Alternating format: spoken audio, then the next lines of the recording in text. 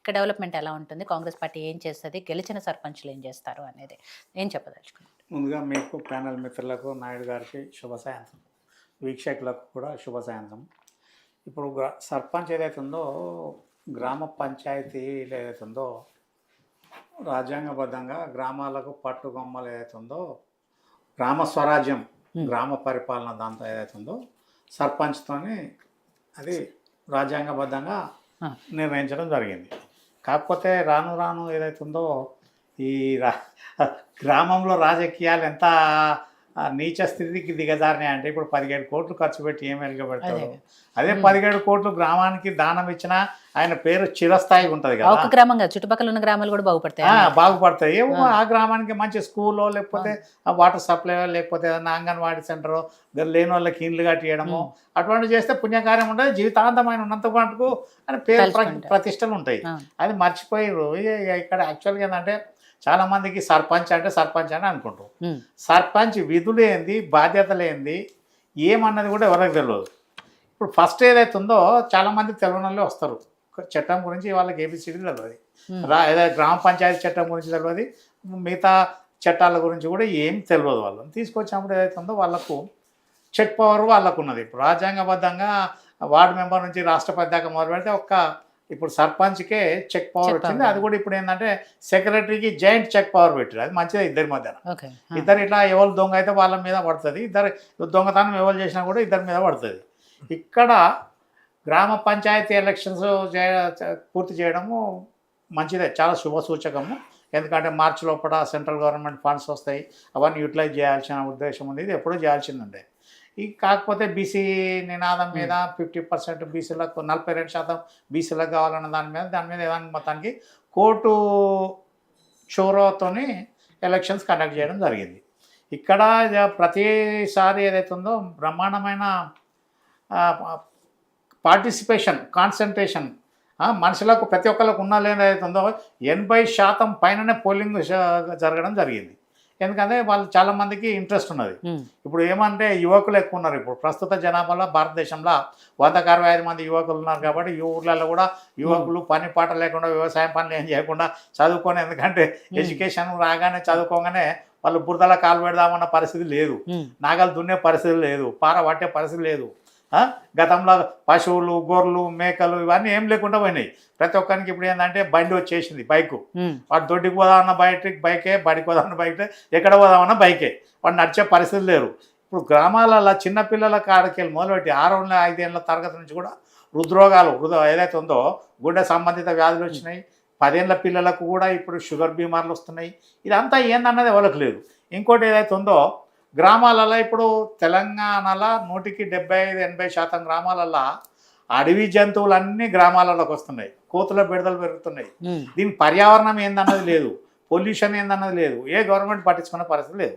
ఇకపోతే గవర్నమెంట్ ఏదైతే ఉందో మొట్టమొదట ట్రైనింగ్ క్లాస్ పెట్టాలి. వీళ్ళు కాగానే ఏం చేయాలంటే డిస్ట్రిక్ట్ లెవెల్లో కానీ, లేకపోతే జోనల్ లెవెల్లో, పాత జిల్లా లెవెల్లో సర్పంచ్లందరికీ ఏదో ఓరియంటేషన్ ప్రోగ్రాం పెట్టి, ఏంది మీ విధులు ఏంది, మీ అర్హత బాధ్యతలు ఏంది, మీరు చేయాల్సిన పని ఏంది, తప్పు చేస్తే ఏంది, ఒప్పు చేయాల్సింది ఎట్లా అనేది వీళ్ళకి ఒక క్లాస్ పెట్టాలి. ఒక ఏదైనా లోకల్ లాంగ్వేజ్లో వాళ్ళు మొత్తం డిస్ప్లే చేయాలి. ఆ రకంగా ట్రైనింగ్ క్లాస్ కండక్ట్ చేయాలి.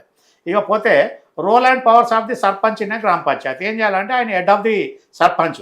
గతంలో 77 వరకు ఉన్న వతందారి వ్యవస్థ, 83 దాకా ఉన్న వతందారి వ్యవస్థ పోయిన తర్వాత ఇప్పుడు సర్పంచ్ ఒకటి దిక్కైపోయాడు, ఏ పార్టీకైనా ప్రజలకైనా. అయితే act as the chief executive authority. గ్రామానికి పెద్ద ఆయనే, ఏది జరిగినా కానీ ఆయన బాధ్యత ఉంటుంది. డే టు డే రోజు వారి కార్యక్రమంలో ఆయనకు బాధ్యత ఉంటుంది.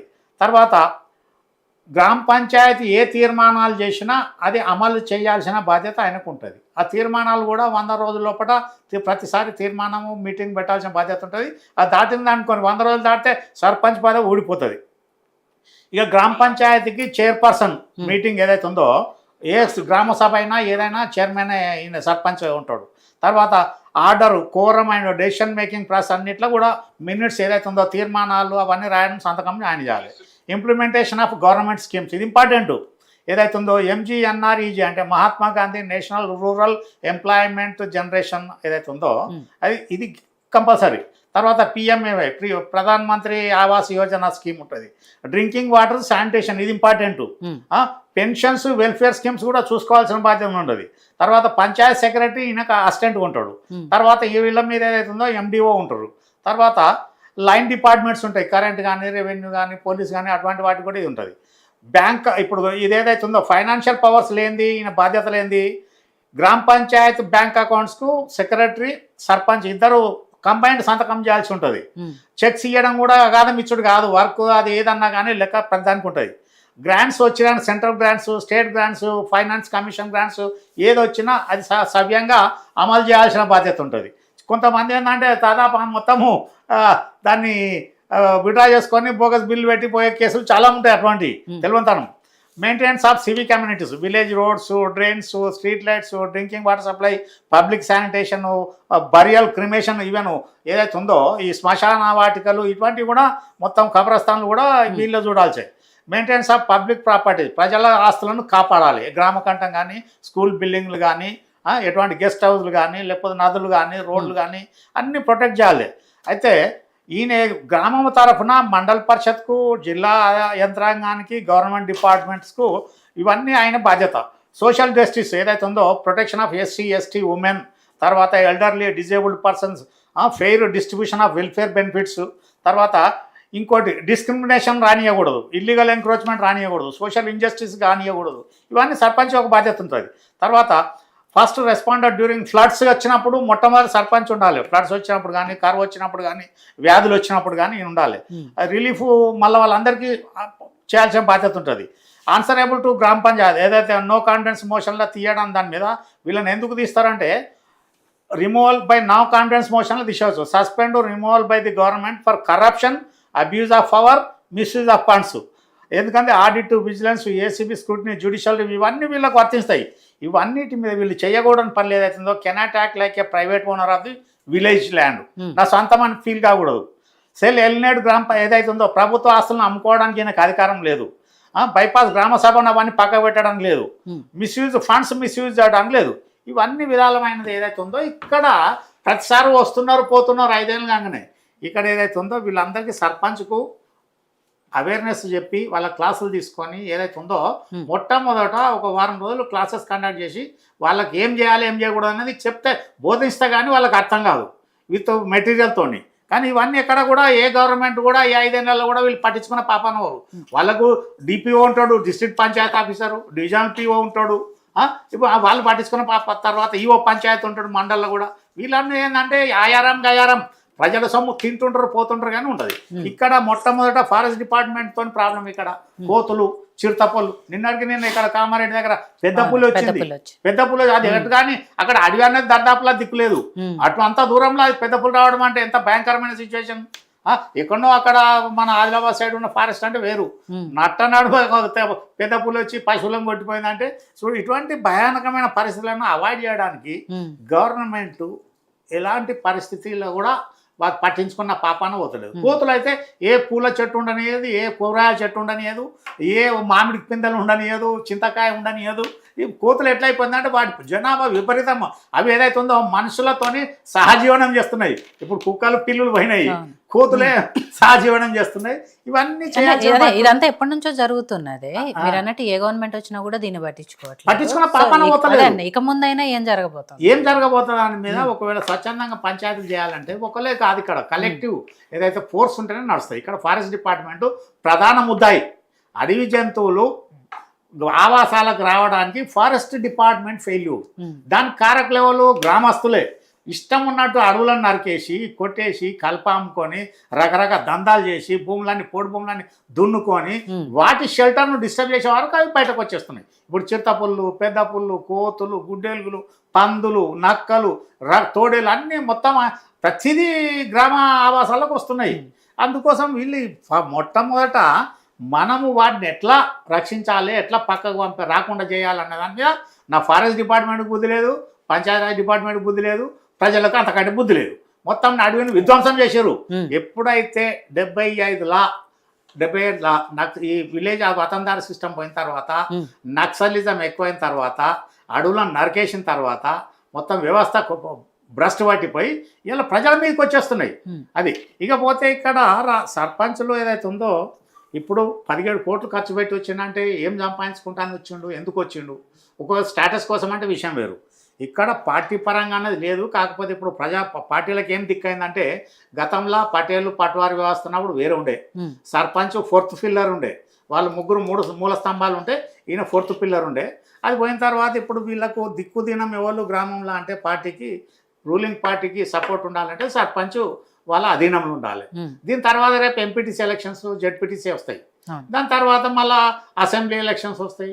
ఈ రకంగా ఏదైతుందో వీళ్ళకి ఏదైతుందో వీళ్ళు ఒక పబ్లిక్ రిప్రజెంటేటివ్ అన్న ఉద్దేశంలో ఇవాళ ఎమ్మెల్యేలు ఎంపీలు ఎమ్మెల్సీలు వీళ్ళందరూ కాన్సన్ట్రేషన్ చేసే పరిస్థితికి వచ్చింది.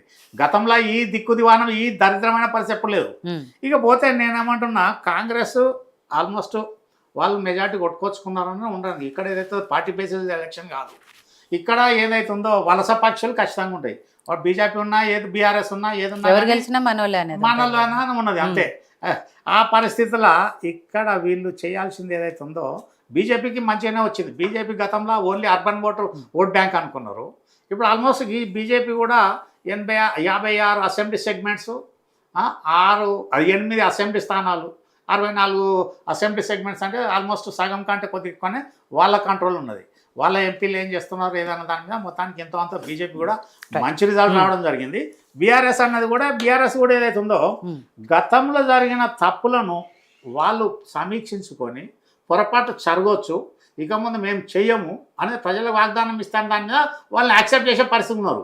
ఇప్పుడు అల్లకన్నా ఇంతటికింత ఇప్పుడు కవిత కూడా బయటకు వచ్చి సొంతం కడుపులో పుట్టిన బిడ్డనే బయటకు వచ్చి ఆ పార్టీ అధినేతను వాళ్ళని సొంతం బావను అన్నను అందరిని కూడా కడుగుతున్నదంటే ఇక అంతకంటే దౌర్భాగ్యం ఏముంటుంది. అవన్నీ ఆత్మరక్షణ చేసుకోవాలంటే ఆమెను కంట్రోల్ చేసుకోవాలి. వీళ్ళు మేము గతంలో జరిగిన తప్పులను ఇక ముందు జరగనీయమని చెప్పాలి.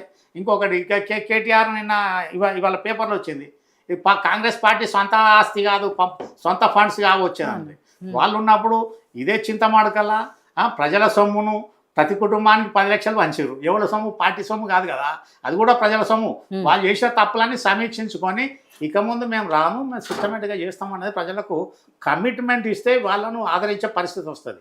ఇక్కడ రేవంత్ రెడ్డి ఎదగడానికి ముఖ్య కారణము బీఆర్ఎస్ చేసిన నేతలు చేసిన తప్పిదానాలతోనే ఆయన కక్ష కట్టుకొని ఒంటి కాళ్ళ మీద ఒంటి చేత్తోని నిలబెట్టుకొని పార్టీని కాంగ్రెస్ను బ్యాక్ బోన్గా తీసుకొని ఆయన రూలింగ్ తీసుకోవడం రావండి. మొన్నటికి మొన్న వీళ్ళకి కూడా వీళ్ళు ఎంత కొట్టుకున్నా కానీ అంటే జూబ్లీస్ రాదు రాదు రాదు అన్న ఉద్దేశంలో ఆడ ఎగరేసుకపోయింది. ఎందుకంటే ఆయన స్ట్రగుల్ ఫర్ సర్వైవల్, మనం బతకాలంటే ఎదుటోని కొట్టాలన్న ఉద్దేశంలో ఉన్నారు. ఇప్పుడు గ్రామ పంచాయతీ ఎలక్షన్స్ కూడా ఆయన ఖచ్చితంగా ఆయన మంచి ప్లాన్ ఆఫ్ యాక్షన్ పెట్టుకొని కొట్టుకొని వస్తున్నాడు. దాని మీద వాళ్ళు అందరు ఉన్నారు. ఇక్కడ కూడా బీఆర్ఎస్ వీళ్ళ వైఫల్యాలు, వీళ్ళు ఒకవేళ వైఫల్యాలు అయితే వీళ్ళనే ఉంటుంది. శ్రీనివాస్ గారు, సరే మొత్తానికి అయితే సర్పంచ్ ఎలక్షన్స్ అయినాయి కాబట్టి ఇక జెడ్పీటీసీ ఎంపీటీసీలు ఉన్నాయి, ఇక వాటి మీద ఫోకస్ చేయబోతున్నారు. అవి కూడా తొందరలోనే పెడుతుంది గవర్నమెంట్, రెడీగా ఉంది, సిద్ధంగా ఉంది దానికి అనేది కూడా వార్తలు వస్తున్న పరిస్థితుల్లో దానికి ఎలా ప్రిపేర్ అవుతున్నది ఒకటి. ఇంకోటి ఎప్పటి నుంచో 10 మంది ఎమ్మెల్యేల గురించి కూడా రకరకాలుగా చర్చ జరుగుతుంది. ఈ 10 స్థానాలకు ఉప ఎన్నికలు వస్తాయని చెప్పేసి చాలా ధీమాగా ఉన్నారు బీఆర్ఎస్ పార్టీ వాళ్ళు. కానీ వాళ్ళ స్పీకర్ ఇచ్చిన తీర్పు ప్రకారం 5గురికి అయితే క్లీన్ చీట్ ఇచ్చారు. ఆ 5 మరి దాని మీద మళ్ళీ కోర్టుకు వెళ్తామంటున్నారు బీఆర్ఎస్ పార్టీకి సంబంధించిన ఎమ్మెల్యే వివేక్ గారు. ఏం జరగబోతోంది ఏంటి అనేది కూడా దాని గురించి తీసుకుందాం. అండ్ స్పీకర్ ఏదైతే తీర్పు ఇచ్చారో ఆయన తీసుకున్న డెసిషన్ ఏదైతే ఉందో రాజ్యాంగ విరుద్ధంగా ఉంది అనేది కూడా వాళ్ళు ఆరోపిస్తున్నారు. ఇప్పుడు